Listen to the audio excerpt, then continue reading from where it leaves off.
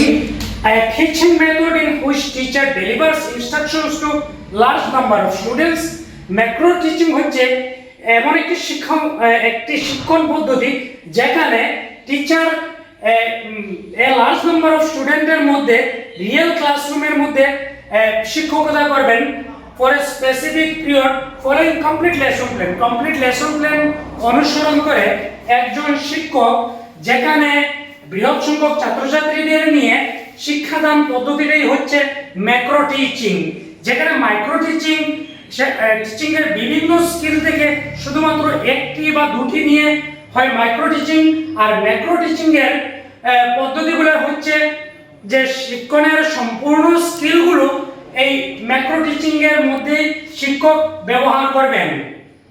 এই পদ্ধতিতে শিক্ষক টিচিং স্কিল যেমন introducing lesson, explaining concept, questioning, using teaching aids, reinforcing learning, তারপর ইভালুয়েটিং স্টুডেন্টস, সমস্ত টিচিং স্কিলগুলি তিনি ব্যবহার করছেন।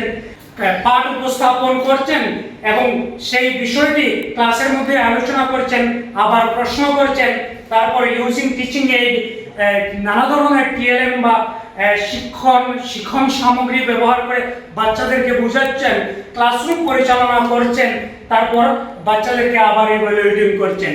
এই যে হলো আপনার ম্যাক্রো টিচিং, যেখানে টিচিং এর সম্পূর্ণ স্কিল ব্যবহার করা হয়।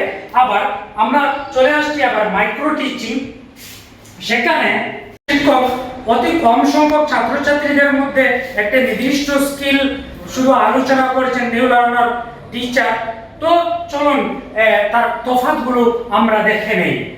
মাইক্রো টিচিং হচ্ছে নির্দিষ্ট একটি শিক্ষণ দক্ষতা টিচিং স্কিলের ক্ষুদ্র পরিসরে যার অনুশীলন করা হয়, এবং ম্যাক্রো টিচিং হচ্ছে সকল প্রকার শিক্ষণ দক্ষতা বা টিচিং স্কিল যার বাস্তব শ্রেণীকক্ষে কমপ্লিটলি প্রয়োগ করা হয়।